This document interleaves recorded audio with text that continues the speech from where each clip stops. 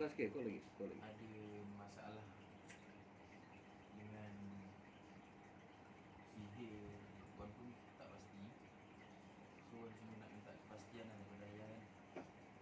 Apa yang kawan Wan tu cerita dekat Wan, dia punya family dia tu satu family menurun. So setiap seorang family dia tu adalah yang menurun. Yang dia sharekan dengan Wan ni, setiap yang menurun tu digelarkan nama dia. Nama ada yang Tok Haji Sulaiman, Tok Pawang Mahat, Tok Panglima Hitam. Yang menurun tu sama ada dia tu memang betul-betul panglima ke ataupun jemaah ke, saka ke. Itu soalan yang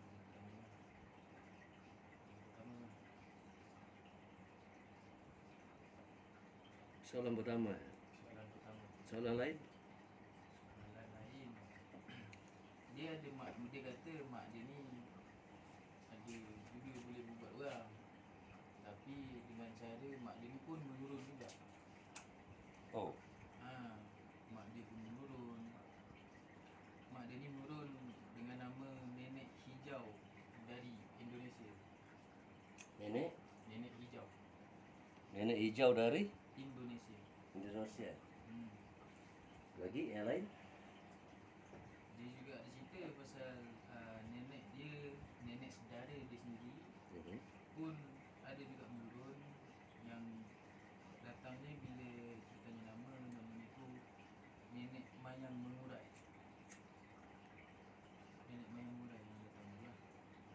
Ada juga yang datangnya tu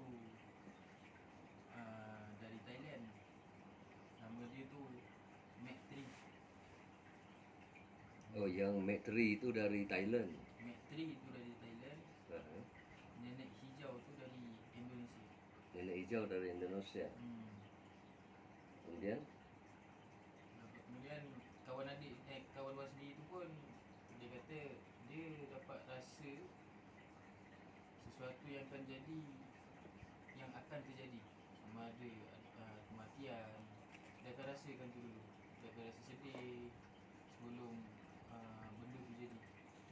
So dia umpama dia dapat agak lah apa yang akan menjadi masa depan.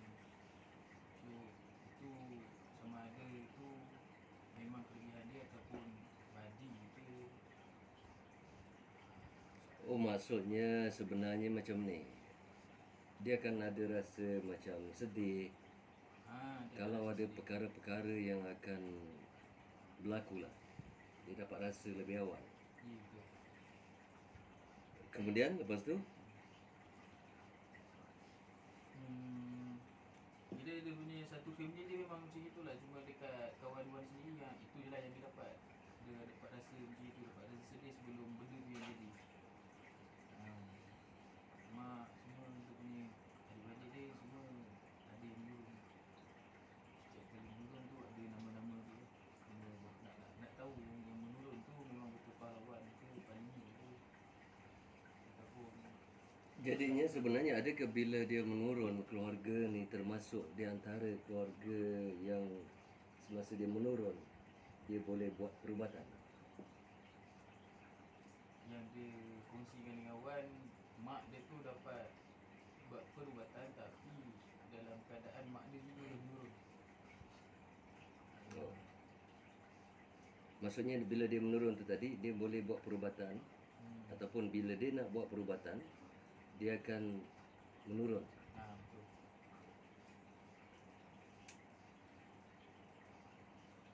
Menurun tu eskalator atau lift? Eskalator agaknya lambat sikit dia datang.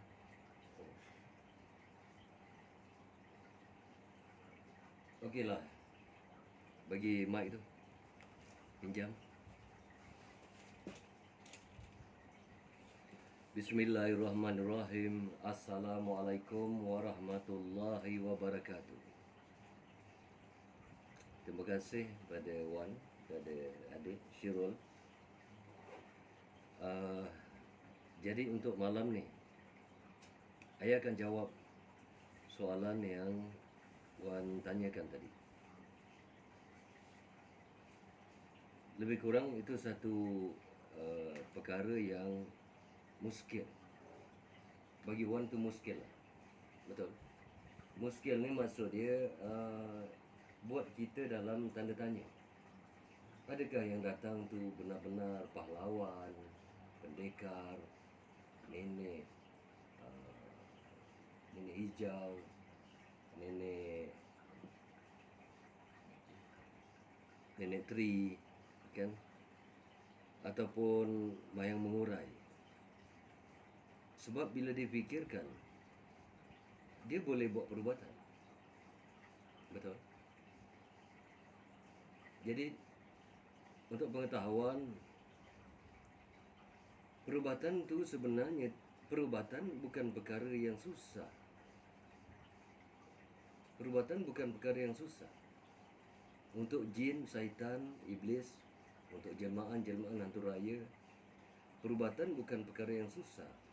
Sebab lebih-lebih lagi apabila penyakit itu sendiri berpunca daripada spesiesnya sendiri.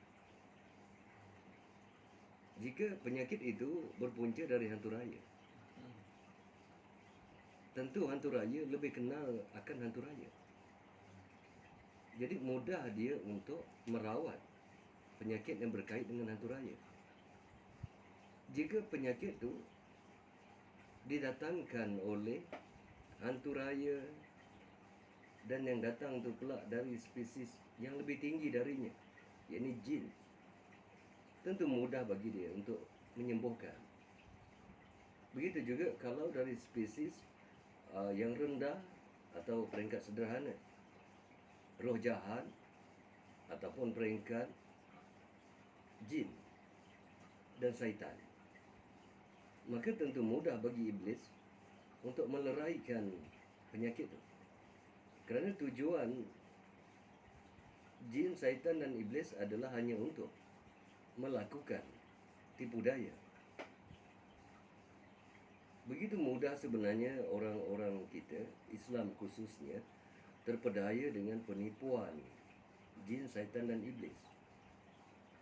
Dengan sedikit jelmaan, kemudian mengatakan bahawa dia dari golongan nenek mayang mengurai, dia dari golongan pahlawan dan pendekar yang masuk meresap di dalam badan dengan sedikit pengakuan. Kemudian orang yang sakit itu sembuh. Jadi yang dapat penyakit lebih banyak adalah orang-orang yang percaya dengan penipuan tu. Maka dengan sendirinya orang-orang lain itu menjadi terpedaya, tertipu dengan muslihat. Tipu, daya dan muslihat. Maka dengan sendirinya orang-orang yang turut percaya, yang tidak memahami tipu daya iblis, maka menjadi syirik, menjadi kufur dan menjadi munafik. Adakah soalan itu terjawab?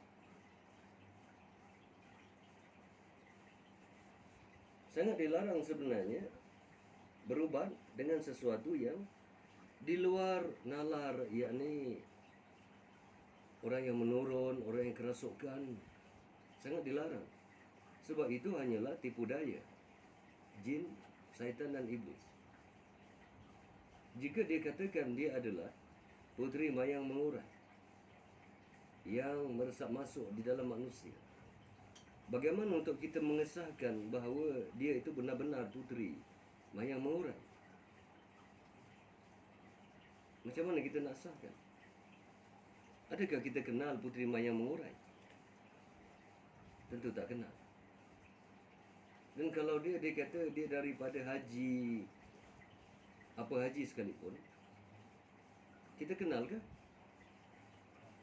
Bagaimana untuk mengesahkan dia itu haji? Selalu kalau datang akan mengaku Tok Haji, jarang mengaku Tok Umrah. Dia akan mengatakan dia haji. Oleh kerana bahkan Syekh Abdul Qadir Jalani itu sendiri didatangi oleh jin didatangi oleh iblis. Tapi Syekh Abdul Qadir Jalani mengenali itu iblis. Dan kita yang percaya, meletak kepercayaan kepada jelmaan yang datang tanpa mengenal, tanpa ada ilmu untuk mengetahui siapakah sebenar-benar yang datang. Sembuh itu perkara mudah bagi jin, syaitan dan iblis. Lebih-lebih lagi penyakit itu dibawa oleh mereka sendiri. Tujuannya hanya untuk menyesatkan supaya akidah kita jauh terpesong daripada percayakan Allah. Kita percayakan jin dan syaitan.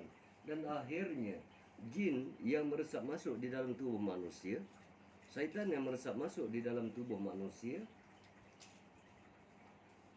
mereka yang membacakan Al-Quran kepada kita, mereka yang membetulkan tajwid manusia, mereka pula yang menasihati para perawat.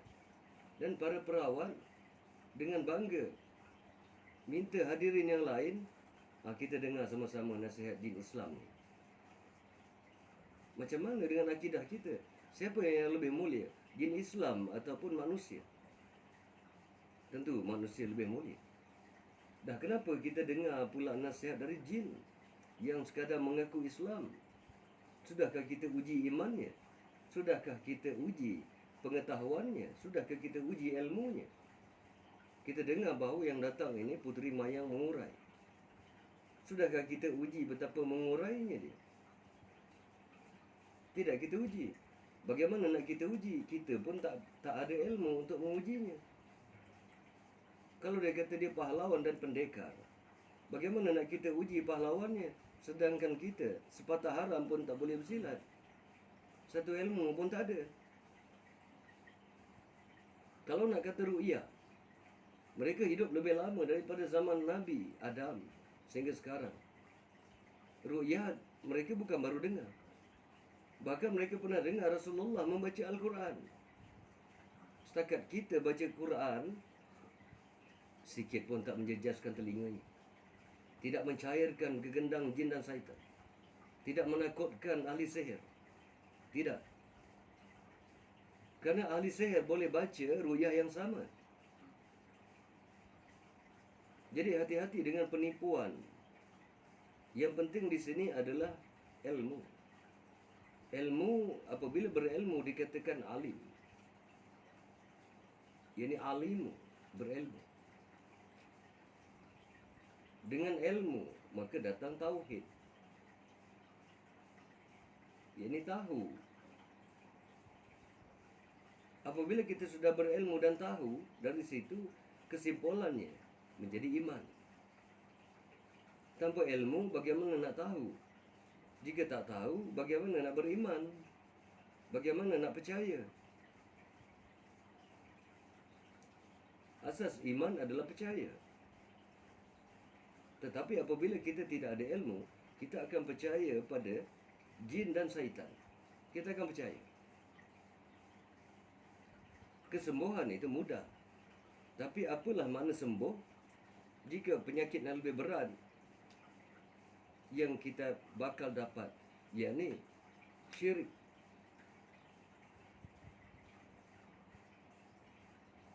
Jika syirik, sebenarnya penyakit syirik itu lebih besar dari sihir itu sendiri.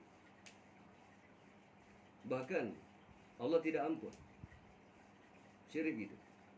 Allah tidak terima ibadat orang-orang yang syirik. Bahkan orang yang menurun itu apabila mati dalam keadaan menurun, dia mati dalam keadaan kafir. Kerana tidak boleh ada dua, yang hak dengan yang batil di dalam tubuh. Apabila yang hak masuk, yang batil musnah. Apabila yang batil masuk, maka yang hak itu, jika pun tidak musnah, dia akan meninggalkan jasad tersebut. Sebab itu dikatakan, jangan sekali-kali kamu mati melainkan dalam keadaan Islam. Jika kita mati dalam keadaan menurun, kita mati bukan dalam keadaan Islam. Jadi di sini ayah jelaskan bahawa segala jelmaan-jelmaan, apapun pengakuannya, apapun wujudnya, di dalam tubuh badan yang masuk meresap di dalam tubuh badan. Bahkan ada yang mengatakan dia didatangi oleh Syekh Abdul Qadir Jalani. Ada yang mengatakan bahawa dia didatangi oleh wali-wali 9.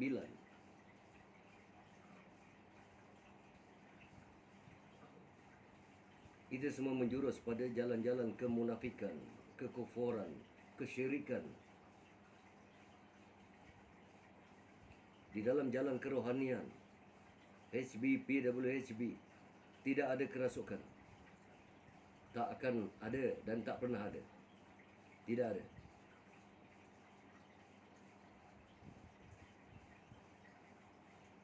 Apabila dikatakan saka, faham baik-baik. Apabila dikatakan saka, selalunya saka itu berkait dengan keturunan.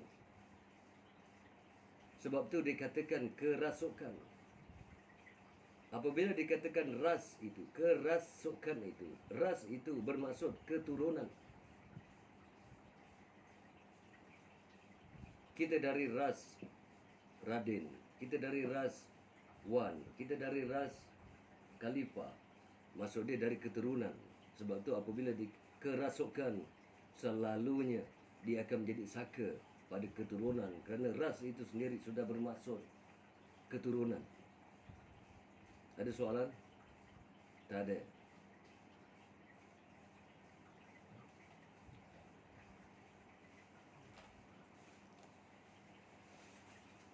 Sila tanya kalau ada soalan.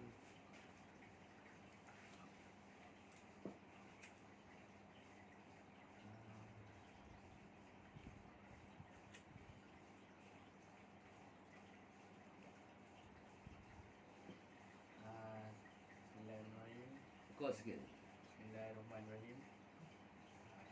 Assalamualaikum. Waalaikumsalam warahmatullahi. Betul ke orang kata kalau saka ni selalu turun dekat anak sulung dengan anak bongsu ataupun orang yang dia pilih, ke dia turun memang semua keturunan dia dapat saka?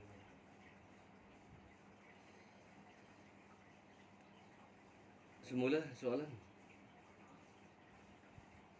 Contoh lah, kalau orang tu ada saka, yang orang selalu kata kalau contoh nenek dia ada saka, dekat anak sulung ataupun anak bongsu akan dapat saka tu lah. Betul kan? Gitu.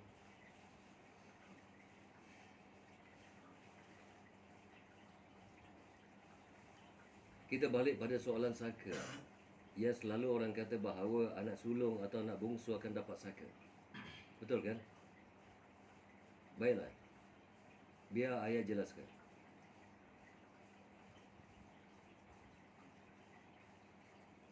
Selalunya mak atau ayah dia akan sayang pada anak sulung, ataupun dia akan lebih sayang pada anak bongsu. Itu adat sebagai manusia. Betul? Sayangnya akan tumpah kepada sama ada yang paling sulung atau yang paling bongsu. Rasa sayang itulah oleh kerana rasa itu ada. Pemilik saka itu sayangnya tertumpah kepada anak sulung, maka sakanya akan pergi ke anak sulung. Jika sayangnya tumpah kepada anak bongsu, maka sakanya akan turun kepada anak bongsu. Dan saka boleh turun dengan beberapa cara. Melalui orang yang paling disayang. Kedua, dengan cara akad, yakni diterima secara langsung dengan lafaz untuk menurunkan saka. Dan pewarisnya akan terima. Jika dua perkara itu tidak berlaku, tidak sempat diturunkan, maka saka akan memilih siapa yang dia suka. Jelas tak? Saka akan memilih siapa yang dia suka.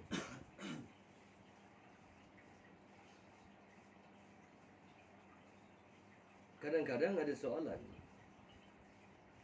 Saya katanya tak pernah ambil apa-apa dari nenek, dari mak. Saya tak pernah terima apa-apa. Tapi kenapa saya dapat saka? Itu antara soalan. Saya tak ada ambil sebarang perjanjian dari nenek, tak ambil sebarang ilmu dari nenek. Jadi soalan ni kita jawab dengan saka tidak bergantung pada perjanjian kamu. Saka bergantung pada perjanjian usul dulu. Semasa nenek moyang mengangkat perjanjian, mengangkat sumpah. Jika perjanjian sehingga ke anak cucu, maka saka akan jaga sehingga ke anak cucu. Jika perjanjiannya sehingga seluruh keturunan, maka dia akan berpegang hingga ke seluruh keturunan. Bahkan jika perjanjian mengatakan selagi ada langit dan bumi, maka dia akan memegang sehingga langit dan bumi. Sebab tu perjanjian itu mesti diputuskan. Mesti diputuskan. Ada cara tertentu untuk memutuskan perjanjian dengan saka. Jika tidak diputuskan selama-lamanya, perkara itu akan berlarutan. Kerana sekuat-kuat manusia memegang janji kepada Allah Ta'ala, jin dan iblis, syaitan itu lebih kuat memegang janji kepada manusia. Bahkan dia berjanji kepada Allah Ta'ala. Jin, iblis dan syaitan itu lebih kuat memegang janji. Sekali dia berjanji akan menyesatkan anak Adam, janjinya kepada Allah, selama-lama dia memegang janji tersebut. Kita juga berjanji dengan Allah Ta'ala. Alastu birabikum qalu bala. Bukankah aku ni Tuhan kamu? Kita berjanji tak kala Allah bertanya alastu birabikum. Tapi kita melanggar perjanjian kita sehingga datang soalan man rabbuka. Apabila alastu birabikum bertukar kepada man rabbuka, barulah kita nak ingat perjanjian. Kerana ada setengah-setengah ustaz, tak kira siapa pun, mengajarkan bahawa jika kita tidak solat, tak solat selama 5 tahun, maka kena qada solat selama 5 tahun. 5 tahun solat mau dikada.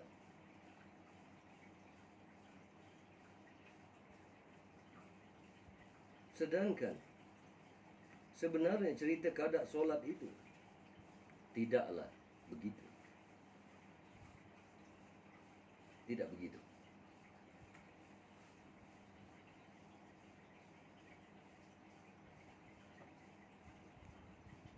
Adakah kita mau qadakan solat kita yang tidak khusyuk selama 5 tahun tu?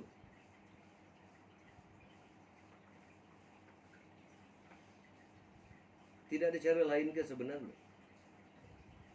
Di situ ayah tanyakan, di mana nak diletakkan taubat nasuha? Di mana nak letakkan taubat? Bukankah dalam taubat itu kita minta ampun pada Allah Ta'ala? Di dalam penyucian diri itu kita minta ampun akan dosa yang baru, dosa yang akan datang, dosa sengaja, tak sengaja, dosa hari ini, dosa akan datang, dosa lama dan dosa baru. Apakah permintaan ampun itu? Dosa sengaja, tak sengaja, dosa baru, dosa lama, dosa kecil, dosa besar, tidak termasuk di dalam dosa-dosa tidak mengerjakan solat tu. Sehingga perlu qada 5 tahun punya qada.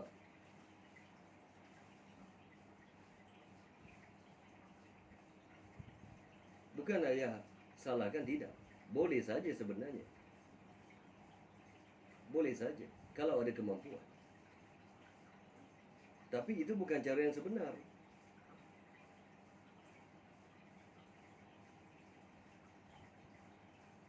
Kerana kebanyakan mereka-mereka yang beragama Islam tidak memahami agama itu sendiri. Sehingga orang yang bukan Islam takut untuk masuk Islam. Bahkan baru-baru ni ada yang mengatakan makan pil tahan sakit itu masuk neraka. Bahkan ada yang mengatakan kerana penyakit kencing manis itu adalah kerana dosa. Apabila seorang yang bergelar ustazah atau ustaz mengeluarkan kata-kata yang menyebabkan orang jauh dari Islam, bukankah itu satu dosa? Apabila orang baru masuk Islam, maka kita ajarkan dia tentang segala hukum, ini halal, itu haram, ini boleh, itu tak boleh, dan hampir-hampir semua tak boleh. Rasa-rasa orang yang baru masuk Islam keluar semula. Tak sanggup. Kerana beratnya. Rupa-rupanya bila sudah masuk Islam, ingatkan ada ayat mengatakan sesungguhnya Islam itu tidak memberatkan. Islam itu mudah. Rupa-rupanya bila dah masuk Islam, ada mazhab pula. Bahkan di dalam mazhab itu, setiap satu mazhab tak sama, berlain-lain. Sehingga orang yang masuk Islam seolah-olah baru sedar dari mimpi. Oh, rupanya tak selesai. Banyak lagi. Ada fiqah, ada usul, ada tauhid, ada tasawuf. Ada Maliki, ada Hambali, ada Hanafi, ada Syafi'i, ada Ja'fari. Ada Imam Bukhari, ada Imam Muslim. Banyak.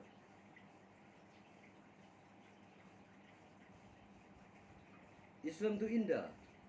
Jadi janganlah buat seolah-olah Islam itu sempit, sehingga orang benci akan Islam. Benci. Hari ini bencikan. Hari ini bencikan orang yang makan harta anak yatim. Besok dah sokong pula. Apa nak jadi dengan Islam ni? Penyihir lebih hebat daripada para perawat. Macam mana tak hebat apabila orang yang disihir itu kerasukan, perawat pula dengar cakap orang yang kerasukan dan percaya. Ditemu ramah pula jin tu. Siapa nama kau, siapa hantar kau, berapa umur kau. Di offer pula pada jin syaitan yang dilaknat itu untuk masuk Islam. Di offer diskaun 70% kalau kau masuk Islam.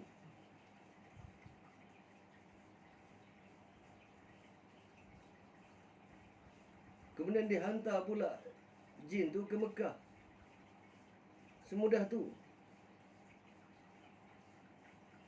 Takkah dia fikir bahawa sebenarnya apabila jin itu terima Islam, dia akan dipelangkung oleh semua jin kafir yang lain.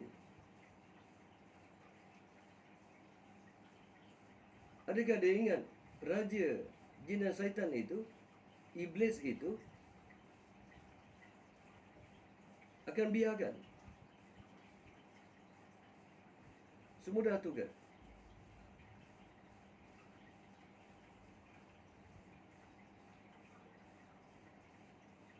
Kalau semudah tu untuk mengislamkan jin kafir, tak ada orang yang bukan Islam dekat dunia ni.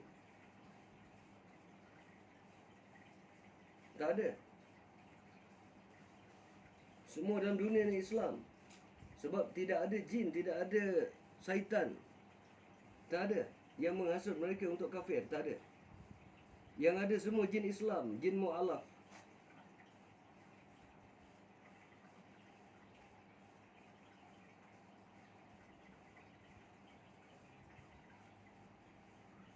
Hati-hati dengan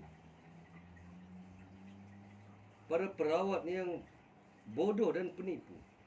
Hati-hati.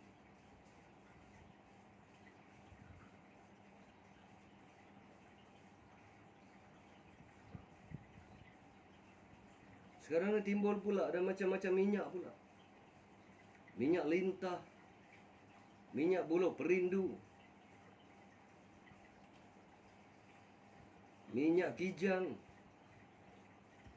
kasturi kijang.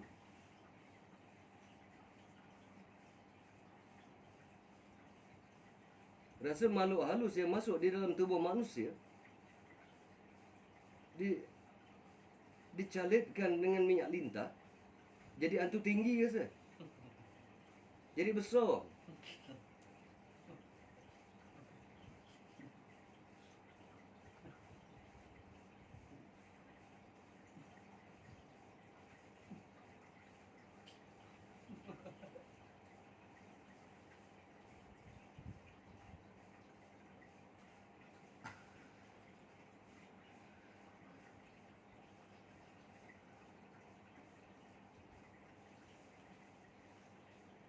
Sebab tu ayat, ada pula yang buat ayat ni, minyak syifa ni sudah disifakan dengan Bismillahirrahmanirrahim sebanyak 4,400 kali.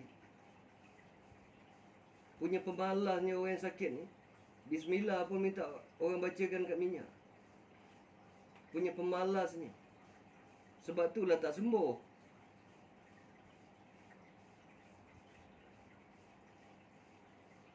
Orang yang baca bismillah tu mungkin yang bacakan Bismillahirrahmanirrahim sambil tengok cerita Tamil ni.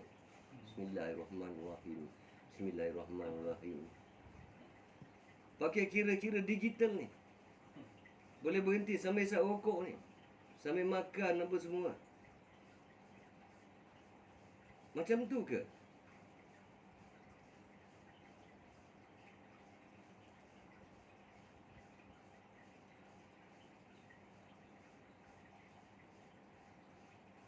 Ayah pernah berdepan dengan perkara-perkara macam ni sebenarnya. Sihir. Wan pun, adik pun, bukan tak pernah ikut ayah untuk timba pengalaman. Pernah kita pakai apa-apa minyak sebenarnya? Tak pernah, betul? Bahkan kita cabar je. Dan kita pun tak tanya ni siapa yang datang ni. Kita tak tanya.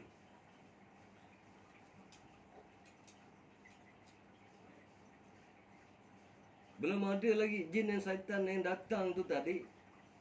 Jin yang merasuk ke manusia, sihir yang merasuk manusia itu adalah jin dan syaitan yang mati pucuk. Sampai perlu digunakan minyak lintah. Tak ada.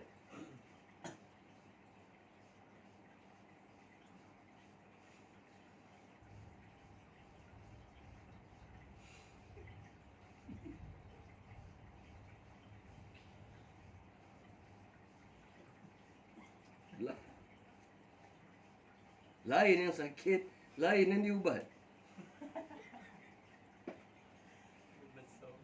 Daripada makhluk halus yang masuk, jadi makhluk besar pula. Lepas tu bagi tahu, ini bukan sekadar makhluk halus. Bukan ini makhluk besar. Boleh panjang ni. Dan macam mana ni perawat ni?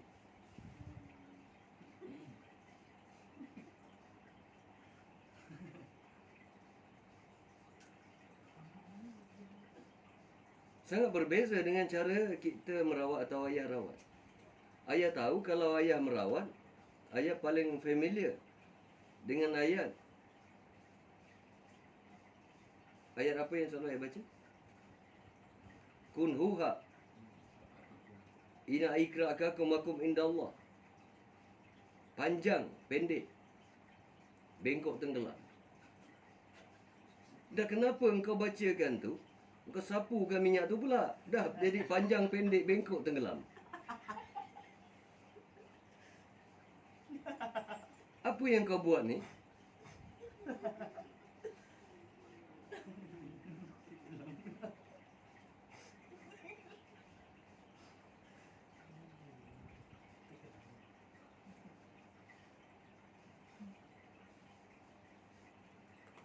Minyak tidak boleh digunakan untuk merawat sihir. Tak boleh.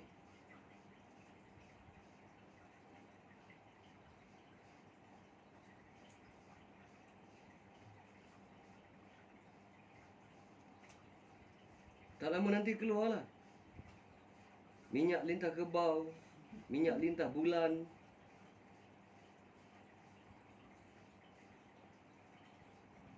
Lagi bagus bagi tahu je dengan jin sihir tu.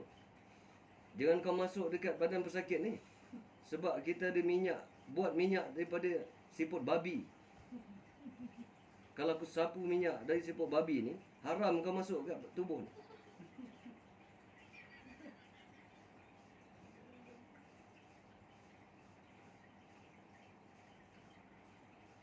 Janganlah perawat kita ni cuma cari makan. Ini ada baru ni. Gurah mata, gurah telinga, gurah hidung. Murah-murah. Dah kenapa ni bangsa kita ni? Ilmu Melayu ni mana? Makin lama makin teruk. Sihir tak sembuh juga.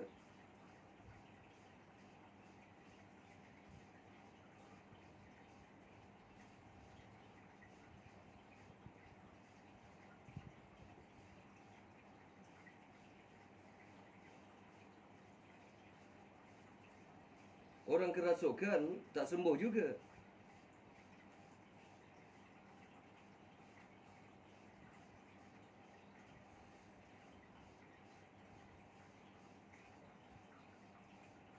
Hati-hati dengan para perawat. Air ru'iyah aja sebenarnya 1 botol 200. Sekali datang kena ambil 5 botol. Tak boleh tambah. Habis ambil lagi. Kalau 5 botol 1,200, 5 botol berapa? Berapa? 1,000. Air ru'iyah 1,000.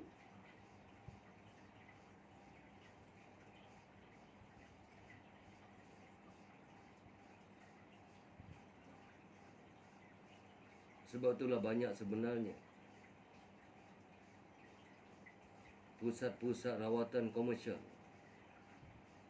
tumbuh macam cendawan lepas hujan. Tumbuh. Apabila agama Allah itu dijual, ayat-ayat Allah itu dijual. Kalau rokok tu dah pendek, sapu minyak lintah ada atas tu. Panjang semula rokok.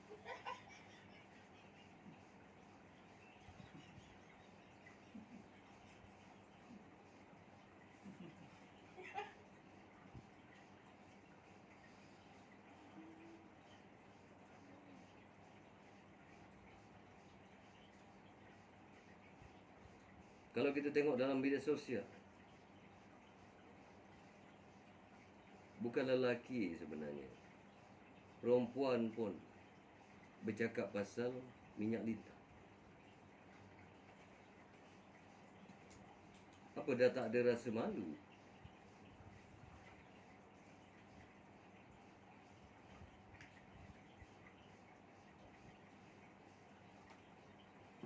Sebenarnya pakaian lelaki adalah ilmu.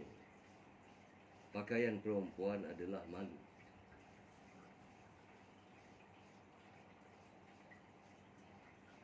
Ada ustaz pula mengatakan bahawa ada kejadian yang mengatakan bahawa ustaz-ustaz tu dia minta tengok gambar pasangan suami isteri ni. Kemudian dia kata, oh, isteri awak ni mudah tembus.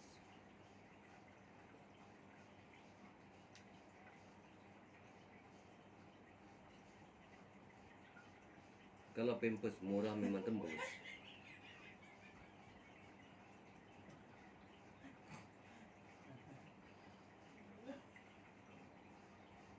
Macam tu mudah.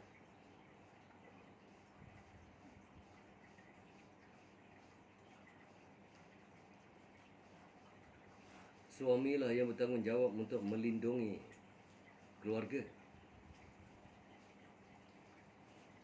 Janganlah diharapkan isteri itu punya sebagaimana ustaz tu kata mudah tembus. Jadi nak buat apa? Suamilah yang kena jadi dinding. Tidak ada kata sebenarnya, bukan isteri saja mudah tembus. suami, lelaki, siapa pun mudah tembus. Sebab yang nak berdepan dengan kita tu jin, syaitan dan iblis. Semuanya mudah tembus.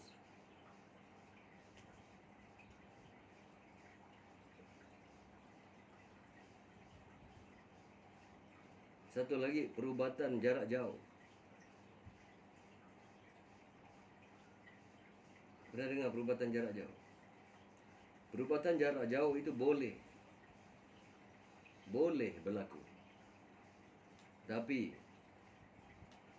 untuk jalan yang kita bawa, kita sangat-sangat tidak galakkan. Kita tidak galakkan perubatan jarak jauh kecuali dalam masa kecemasan.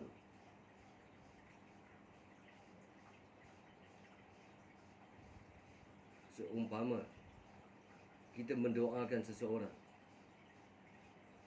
itu juga termasuk perubatan jarak jauh. Tapi dia tidak akan 100%. Takkan. Kerana di dalam perubatan, sebaiknya bertemu dengan pesakit. Bila bertemu dengan pesakit, apalah makna kamu rawat pesakit? Di rumah pesakit tu penuh tangkal, penuh jin, penuh syaitan. Sebab tu kamu kena pastikan diri dan tempat tinggal. Dikatakan diri dan keluarga itu, jagalah diri dan ahli keluarga. Apabila diri dan ahli keluarga, dengan sendirinya termasuk rumah kediaman. Takkanlah bila dah kata diri dan ahli keluarga duduk tepi jalan. Mesti ada rumah. Maka kena pastikan rumahnya betul-betul tidak ada sebarang perkara-perkara sama ada sihir, gangguan, jin, syaitan. Tidak ada. Dan yang paling penting, tidak ada ahli-ahli politik yang makan duit anak yatim di rumah dia. Itu penting. Bukan mudah sebenarnya untuk buat perubatan jarak jauh. Ada orang kata, boleh ke? Boleh tak ubat jarak jauh? Sangat-sangat tak digalakkan. Tapi untuk seorang yang memang penipu, dia akan kata boleh. Boleh, dia akan buat jarak jauh.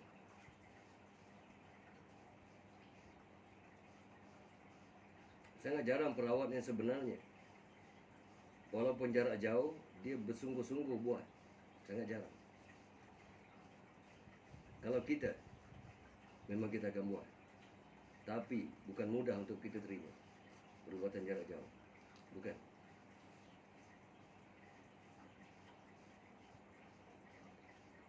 Jadi ada soalan lain? Tak ada. Asyirul? Tak ada. Wan? Tak ada. Kalau rasa ngantuk nanti sapu minyak lintas sikit.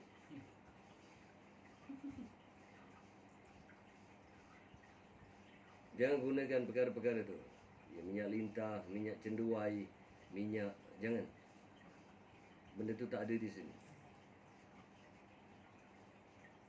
Perkara tu tidak menyembuhkan sihir, tidak memusnahkan saka. Bukan. Semua tu cuma cari makan, cuma komersial. Baiklah, kalau tak ada apa sampai sini, pada masa yang lain nanti kita akan sambung. Moga-moga menjadi ilmu, moga-moga menjadi pengetahuan. Jangan berubah dengan orang yang menurun. Jangan belajar dengan orang yang menurun. Jangan ambil sebarang ilmu orang yang boleh menurun. Jangan guna sebarang minyak yang konon-kononnya boleh mengubat saka, sihir. Jangan. Itu bukan cara.